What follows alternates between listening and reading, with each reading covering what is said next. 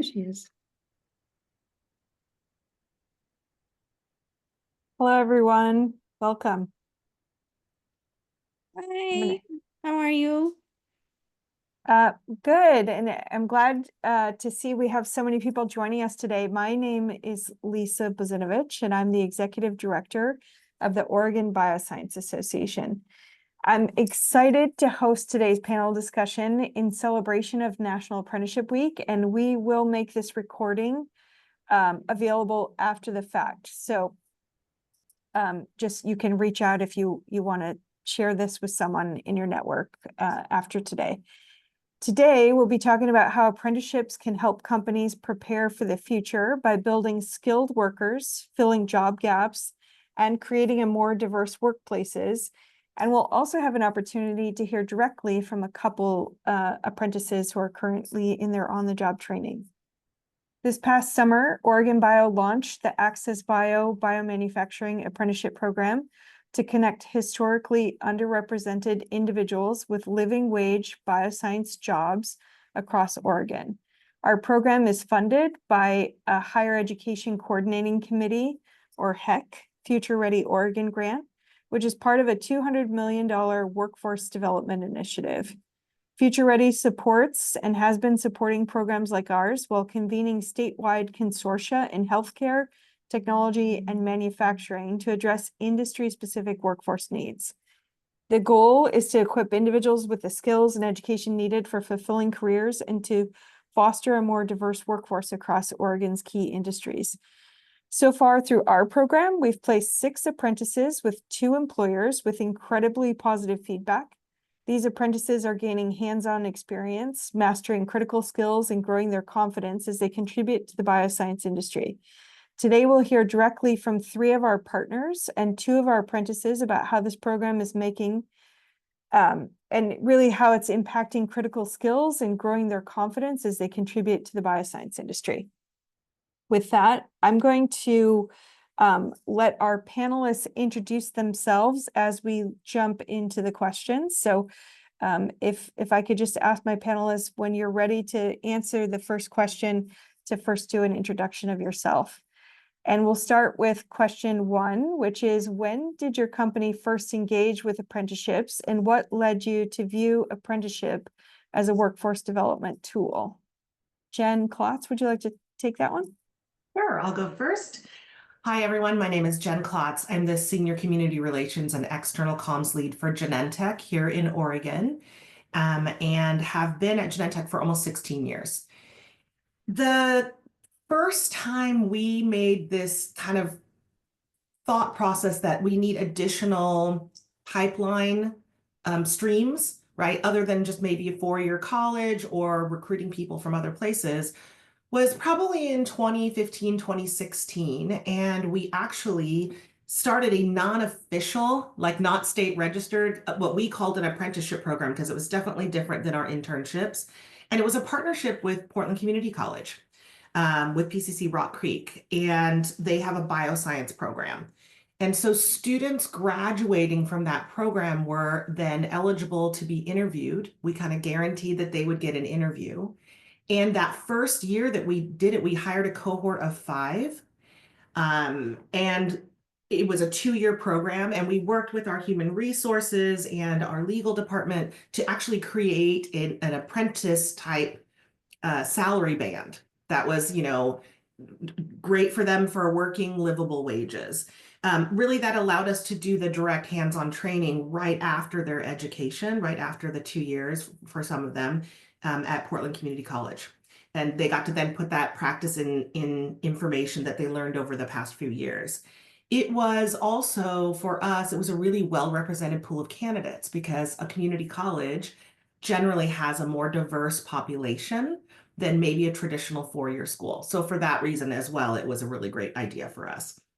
That program ended up turning into really an opportunity now just for graduating students to interview and to be hired, some as direct permanent employees and some as contractors. So that program lives on. We just don't call it apprenticeship anymore. Great. Thanks for sharing, Jen. Yeah. I'm going to turn to Carla M. Carla, please introduce yourself first, and then same question about, oops, lost my screen there. Same question about when Twist first engaged with apprenticeships. Thanks, Lisa. Yeah, so my name's Carla Matenek. I've been with Twist for a couple years and really helping them build their future workforce for Twist. We are new to Oregon, newer to Oregon, and so we had just built a facility here in a couple years ago when we've been in full operation since then in Oregon with our facility. Engaging with the Access Bio apprenticeship was our first time engaging with apprenticeships at Twist. We are a relatively small organization, small to mid-sized, just under 1,000 employees globally. So for us, I think it really had to do with the growth of the organization and expanding our workforce into other locations, which really helped us decide to engage with other sourcing opportunities for future workforce for Twist. Collaboration with this program that has focused on recruitment and wraparound services has been amazing. We did onboard a couple of apprentices and it's been a great experience thus far. But that first engagement really had to do with us shifting our manufacturing and operations to a new location and expanding our workforce. Thanks, Carla. I'm going to switch to Carla Talanian now. And if you could maybe just talk about a little bit about what your experience has been with apprenticeships over the years, specifically in the bioscience industry, and how apprenticeships help address key challenges in both recruitment and retention. Sure, thanks. So I'm Carla Talanian. I am a consultant now. My company is called Longview Workforce Advising, and I've been doing workforce development and education exclusively in the life sciences industry for about a decade now. I started an apprenticeship program, actually 3 apprenticeship programs when I was working at the Mass Bioeducational Foundation in Massachusetts. One was in biomanufacturing. One was for clinical trial associates, and one was for lab support specialists. And I created a 4th one when I was a chief workforce officer for Army Biofab in New Hampshire, and those are for biofabrication technicians. I'm a huge fan of the registered apprenticeship model. It's really, it's unique in terms of what it offers to companies. When I speak with employers, what I often say is, it's, don't conflate it with an internship program or a co-op program. All of these things are wonderful resources, but they're really very different. When you take on an intern or a co-op student, you're really looking to benefit that student. They might do a project for you over a course of 8 or 10 weeks, and that's great. It provides wonderful experience. And you're helping them to gain a foothold in the industry at some point. But the studies have shown that only about 40% of those students actually return to their internship employer. And that's still not for a long time. With apprenticeships, about 90% of apprentices stay with their employer for a long term. And it's really viewed as an internal workforce development model. That's great, Carla. I think that's a really important distinction. We might get to it a little bit later, but I think sometimes there's this impression that it's a bit of a, I can't think of the right word. It's not charity, right? But this idea that you're giving back, right? If you're engaging in an apprenticeship program, and that's really not the case. Right. Carla or Jen, do either of you want to add anything there? Addressing key challenges in recruitment and retention?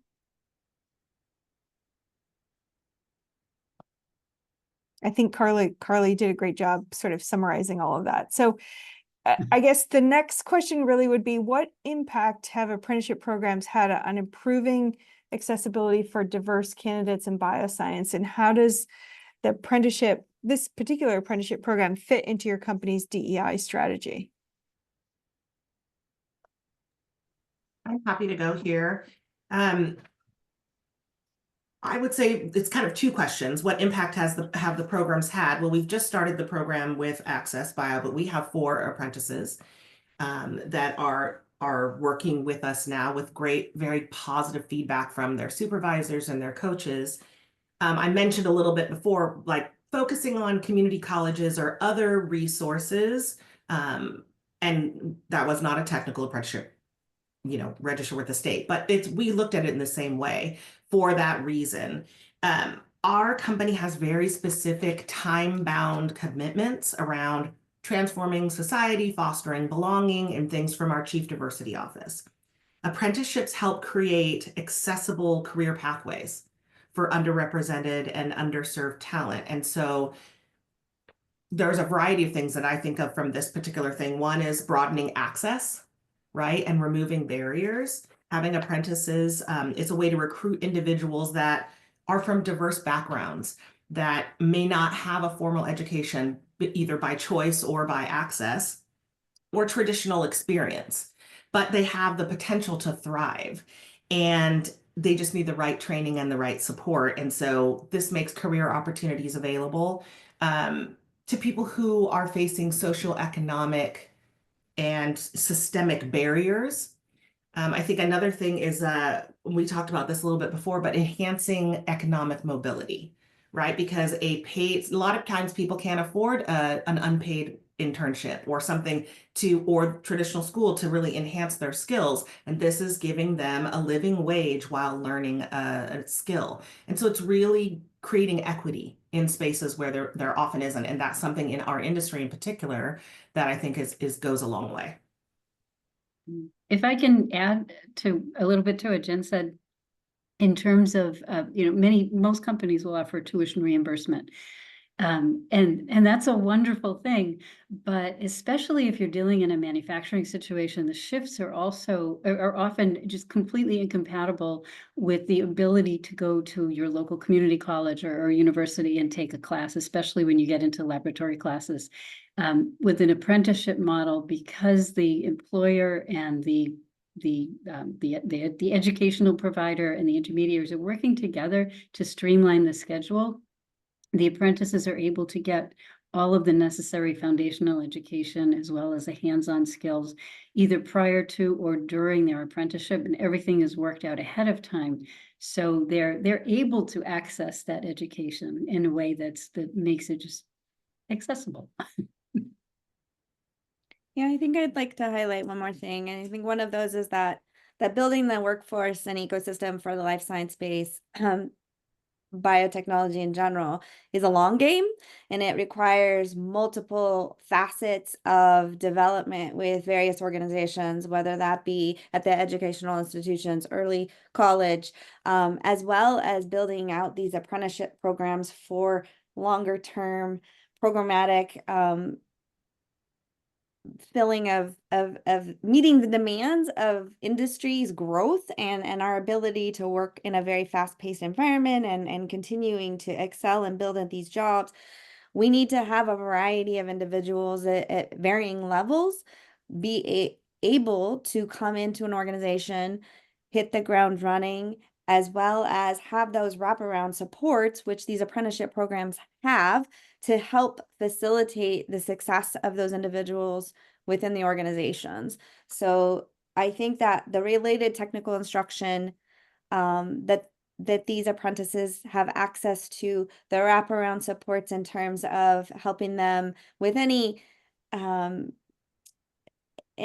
or ends that they're struggling with within the business, really allows us as an organization to say, hey, this is great. We can focus on the on-the-job training.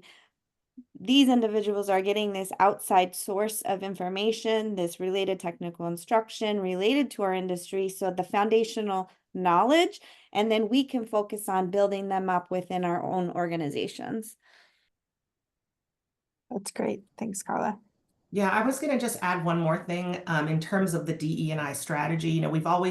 We've all talked about like unconscious bias and how it gets into our hiring practices, for example. And I think when you're focused on potential over credentials, which is a term I heard someone else say, and I said, I'm stealing that. I love that. Potential over credentials. It helps remove the biases that are tied to traditional hiring metrics, like a 4-year degree or extensive experience. And I think apprenticeship programs focus on like aptitude and attitude and willingness to learn. And I think that allows for a wider range of people to demonstrate their skills and their capabilities. So that's another plus in terms of the DE&I strategy.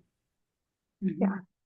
Thanks. I think that's going to be a widely used term now that you've said it out loud, Jen. Potential over credential. So we've been on this journey together, Oregon Bio with Genentech and Twist for a few years now, 2.5 years, between getting these apprentice occupations figured out what they should be, getting them registered with BOLI, then going through this process of setting up what are the educational requirements, and finally launching the pilot this summer. For companies that are considering apprenticeships, what advice would you offer? And I'm going to start with our companies, and then I want to, Carla Tellini, I think you have a lot of good insight too, but Jen or Carla? I'm happy to start here. So, advice that I would offer to organizations looking is think of this as a long game, that we are in this to build the future workforce. This doesn't happen overnight. I think that oftentimes what happens is the shift in economic, the transition in economics and government and all of that in terms of what's happening within organizations, we're going to have those fluctuations where sometimes we are going to be hiring a lot. Sometimes we're going to have a pause in that. But if we don't plan for the long game, we're going to continue in this cyclic pattern of not having enough talent to fuel the future workforce. And these companies who are going to keep moving, and they're going to keep needing those individuals. So planning for that ahead. So get involved early, even if you don't foresee in the very near future that you'll be able to accept an apprentice, but make sure your organizations are in line in terms of the legal components, that you've met with your legal teams in terms of the documents that need to be signed, and that you have an awareness of how to implement, that you've maybe looked over the related technical instruction and had some feedback in that educational component, because there is a part of that you can tailor to your own industry or your own business. I think that making sure you have the pieces aligned so that when it turns and you have the ability to say, hey, I need so many, you're able to make a move instead of trying to catch up, because catching up is not going to be effective. It's very challenging. And I think you have to have the buy-in from the leadership. Yeah, I would +1 to what Carla said in terms of setting your team up for success by being prepared and being proactive. And also the last thing that you just said is the first thing I was going to say, really is around getting senior leadership to buy in. When Oregon Bio came to us asking for support and asking for partnership in this, the first person I went to was the VP. And his commitment made the commitment then of everyone else engaged, because he said, absolutely, he helped write the job description, right? He engaged himself. And because of that buy-in, it was much easier to get other buy-in. So certainly make sure you're aligned then. And then I would say also understand what your goals and your priorities are. If it's a long game, what's the outcome that you're looking for so that you can set yourself up for success? I think my short version was just do it. Because we've had such positive feedback. I would add one additional thing that's been a success factor is that when I check in with the supervisors of the 4 apprentices, they're telling me that their employees are getting developed as well, because they're getting to show leadership in their leads and their frontline folks as they are helping train them. So it's this additional benefit that's coming from it.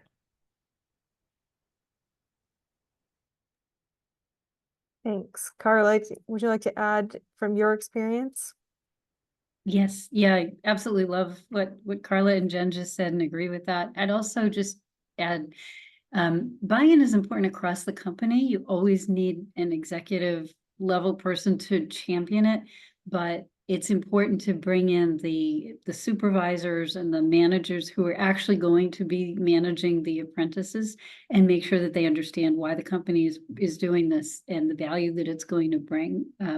I've seen a few instances where the CEO, the head of HR, everybody's 100% behind the plan to bring in apprentices, but that information wasn't shared with their individual supervisors until they showed up, basically. And it was like, oh, guess what? You've got an apprentice.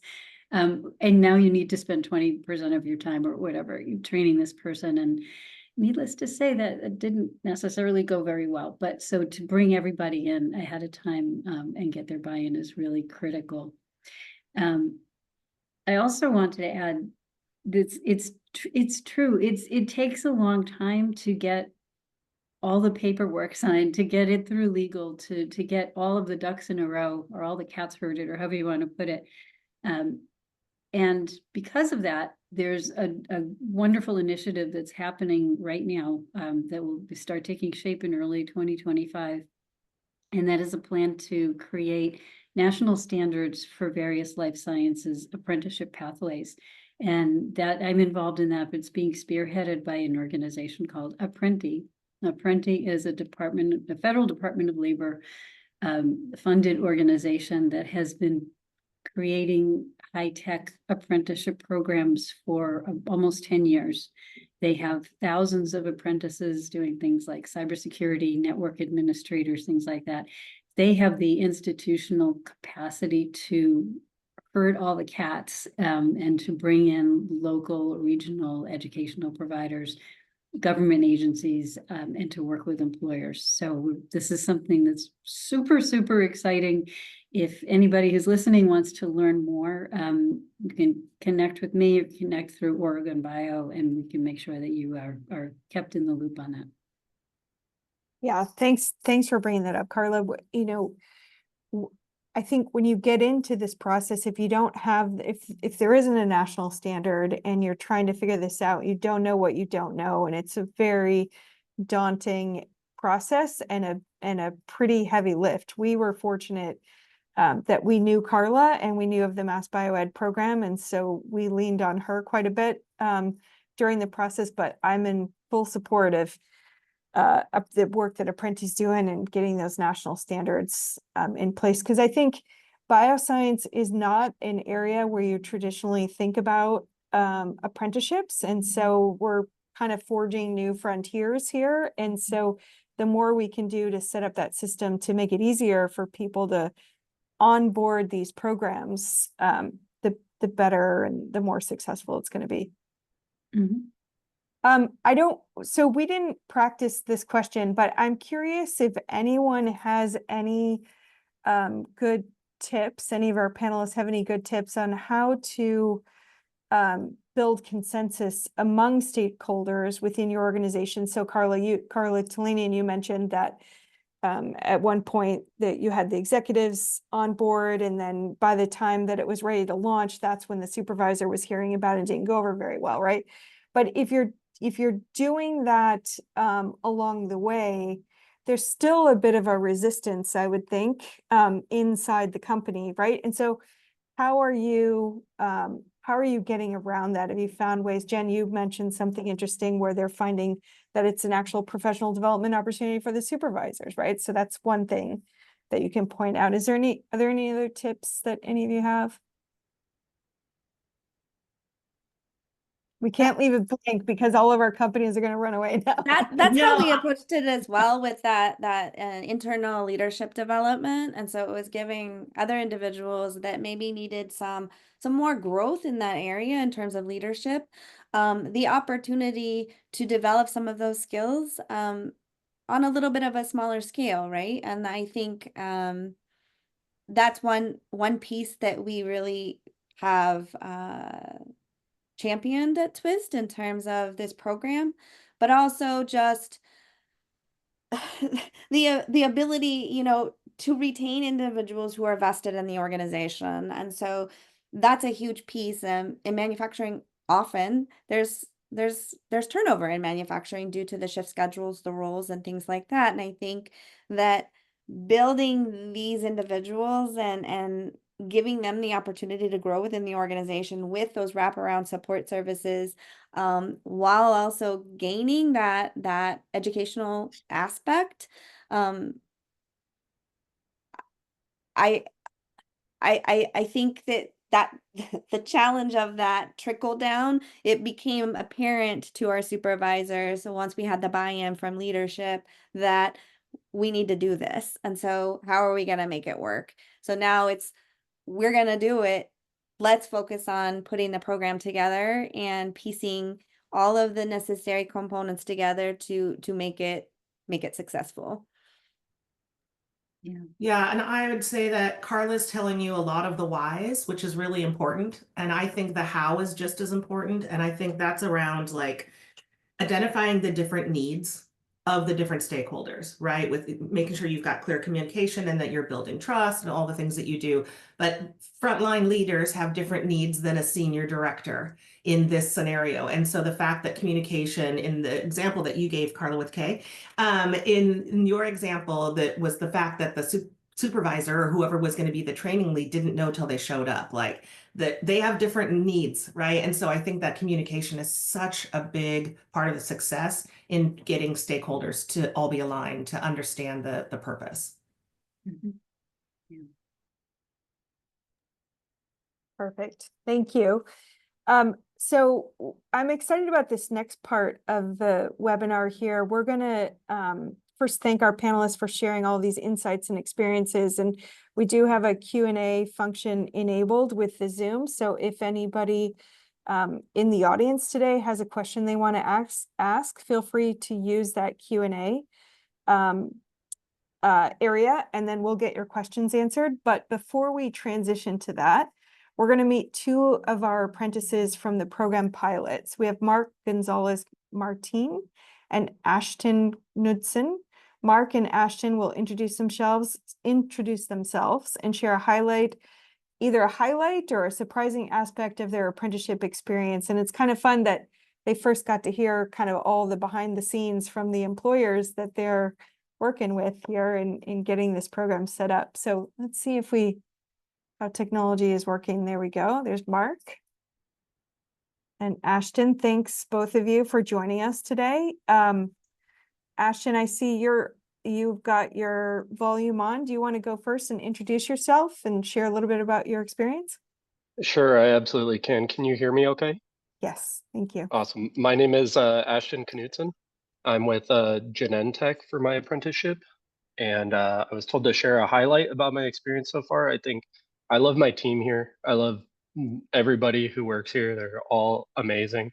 And I think that getting to engage in a lot of like more technical work, because my background isn't very technical, is super rewarding. Thank you. Yeah, and you've been on the job training. Both you and Mark have been on the job training since September. Is that right? Yeah, I've been since late August, actually, for me. Late August. Okay, great. I started Mark? around the same time as well. Yeah. Great. Mark, how about you? You want to introduce yourself and share? Yeah. So I'm at Twist Bioscience, a part of the IgG production team. It's a really small, intimate team, which I've enjoyed because I came from a ASL interpreting background where I would work in small teams there as well. So that is where the job rhymes with one another. And it's just overall been a really fun experience. I'm learning tons from my fellow MAs, leads, supervisors alike. And just the other day, I was helping run some water tests on equipment, and that level of trust already being here for 3 months is just so touching and incredible for me. Nice. Thank you for sharing. We do have a question in the chat here, and it's for our employers. How would you say employees who started as apprentices compared to those hired through traditional methods in terms of skill level and readiness? Yeah, I'll start with that. So we've had great success. Remember that this is a pilot program, so this is pretty early on still. I think that we're just like 3 months, 4 months in. But with that being said, the performance ratings from the supervisors and leadership have been outstanding for the 2 apprentices that we have on board.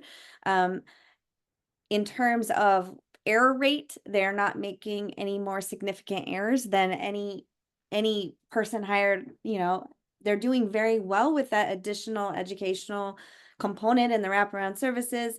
Coming in, their training hasn't been hindered in any way or delayed. They are meeting expectations in terms of deliverables and learning all of the OJT requirements on time. So we've had great success thus far, and I expect that to continue. Yeah, I can add a direct quote from a supervisor of the apprentices that says, the apprentices are very quick to adapt to working within our GMP environment and progressing well through trainings and making an impact already with their day-to-day contributions. Overall, we view the apprenticeship program as a great source for future external hires into manufacturing roles. I think this program is proving itself to be effective. And then they went on to talk about how mentorship is being provided by the leads and senior techs, which I mentioned before. That's really great feedback for someone who's been on the job for 3 months. One of the other supervisors did directly mention to me that they really enjoy the fact that they're getting to directly train on exactly our processes. And, because so all they're learning is exactly how we do it. So they're learning it right. They don't have to relearn anything. They're coming in with open eyes and fresh perspective. So it's definitely been a positive experience as well. Yeah, that's really interesting. We have, so we we launched this pilot with Genentech and Twist this summer, but we have a between a handful and a dozen companies that have been working with us in developing the program. They're part of our committee, and they are just kind of waiting for the next round, the next cohort, to start engaging and bringing on apprentices. And one of them is in an region in Oregon where there are a few different companies there that do very similar work, right? And they said that even though the work is relatively similar, this one company in particular would rather hire somebody and go through an apprenticeship program and train them from scratch than get them from this other company and have to undo, what they've already learned from there. So that's really important data point there. So we've got another question in the chat, and this one, well, actually, Carla with a K, did you want to take a shot at that question, or should I move on to the next one?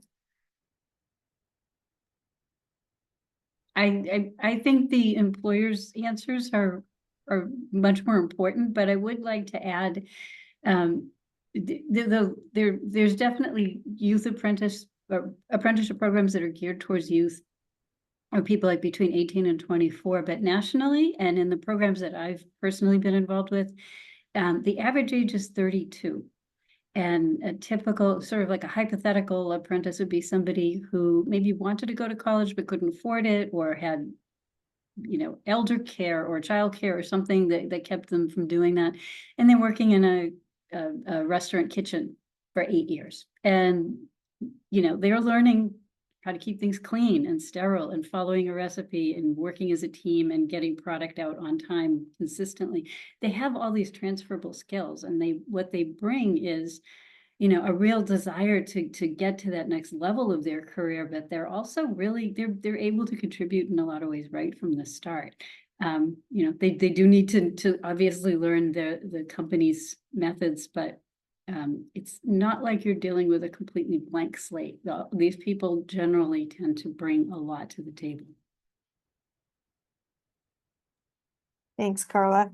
There's a question in here from Sandra, and I think I'm going to paraphrase it, and Sandy, if I get it wrong, feel free to add another question. So it's I think it's related to the related technical instruction, and we have 144 hours of technical instruction that the apprentices do in addition to their on-the-job training.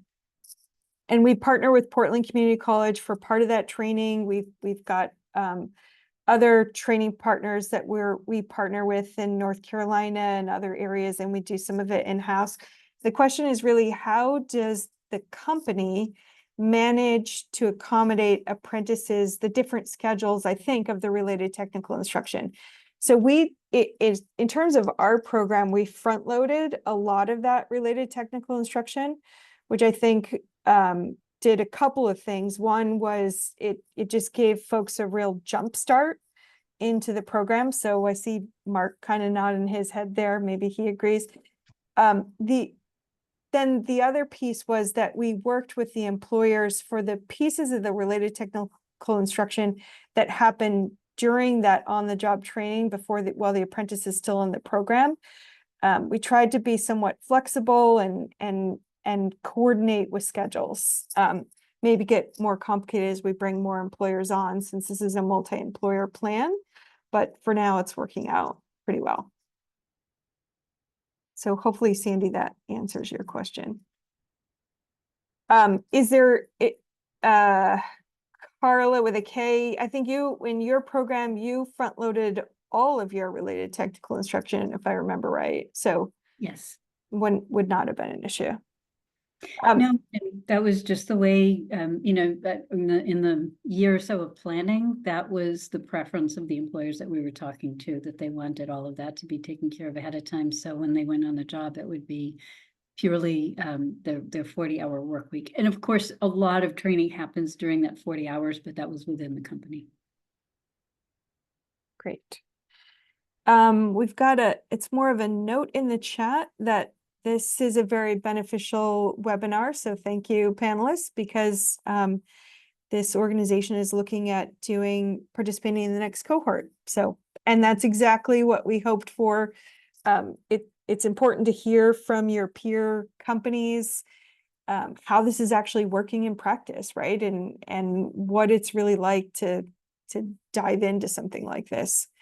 Is there anything, while we're waiting for another question or two to show up in the chat here, is there anything that we didn't cover that any of our panelists would like to make sure the attendees know?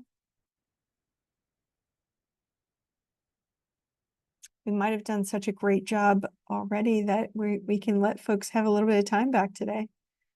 Mark and Ashton, you're welcome to go off mute and add anything you'd like our prospective employers to know about your experience. Sure.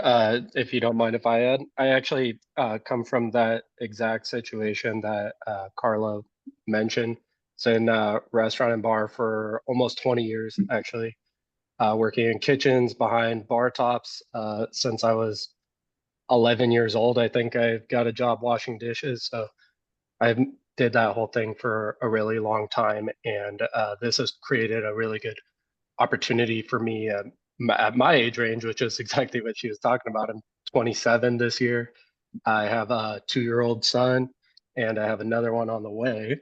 So this was a really good opportunity for me to break into this industry and to get myself going here. And I think that the number one thing that I could advise other employers that has related to my successes at Genentech so far is that, like Jen mentioned, everybody from the top down wants us to be here and wants us to succeed. So I think as long as your people have that attitude, the people that come in are going to do a great job. Fantastic. Thanks for sharing that. Okay. Final comments? I was going to add one other thing, Lisa, that I've appreciated was that when you guys were putting this program together, the concept of having the buddy system. So the apprentices were coming in together. So we didn't just take 2, we took 4, right? But it wasn't just one person coming and going through this experience on their own. And while the teams are integrating the apprentices very well, there's still a difference in sort of what they're learning as they're going along. So I just really appreciate that approach and just kind of stating that. I'm sure that was intentional, but if it wasn't, it was definitely a positive outcome. Thanks. There is one more question in the chat, and Carla with a K, I think this would be a great one for you. Working with multiple employers, where do you see the economies of scale for launching an apprenticeship program in the collaborative as opposed to individual apprenticeship program launches? So one company doing an apprenticeship on their own, which we know there are a few of those happening. I think there's a company, Bioscience company in Georgia that has taken this on. Both the program, Carla, that you've done and the one that we're doing is multiple employers. I think there's definitely economies of scale there, especially for mid-size companies and even larger ones that have are part of an ecosystem like a community, like a bioscience association, right? Anything else you want to add, Carla, there? Sure. Yeah, there's pros and cons to both methods. If you're a large enough company and you're going to be hiring 10, 15, 20 people at a time, and you can have an exclusive cohort, that's great. That's fantastic. Because then you can really customize the RTI working with your educational providers and the intermediary to make it very, very company specific.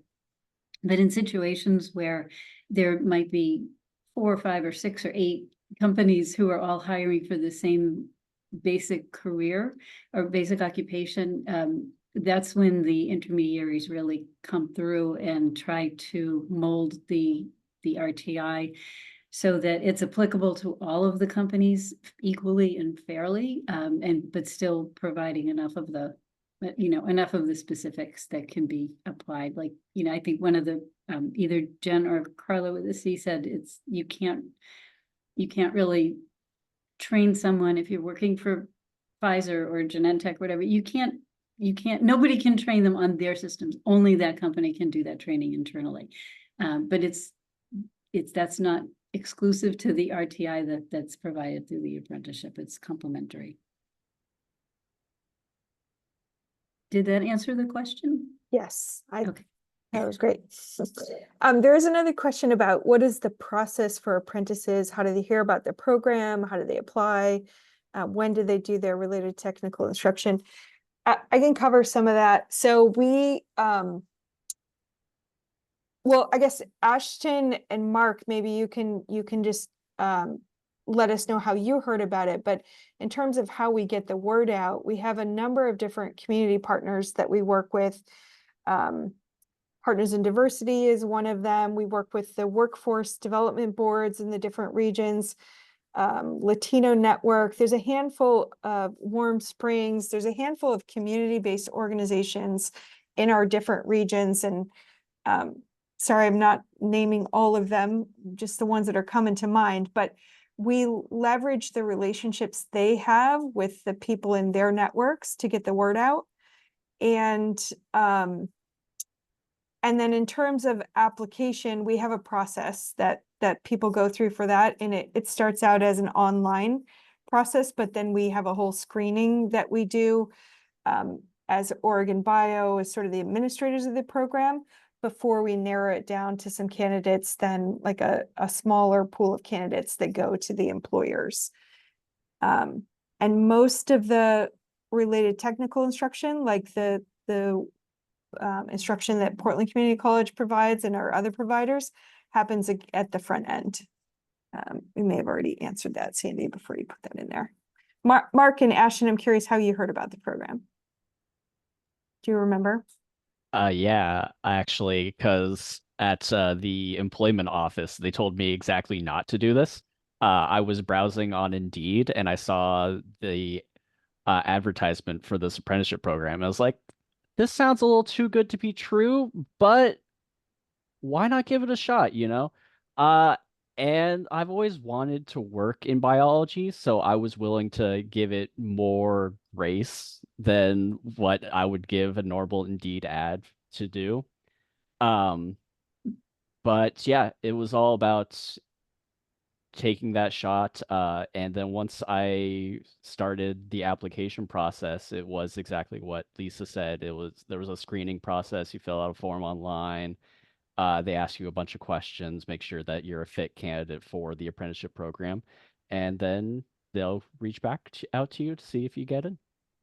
Thanks, Mark. Yeah, thank you for mentioning that. You and I need to have a follow-up conversation about the comment you made from the employment department. So we can do that offline, but the Indeed piece was we were trying a few different avenues, community partners, LinkedIn, Indeed, various newsletters and workforce development boards, like I said, and we did have some candidates, really good candidates did come through Indeed.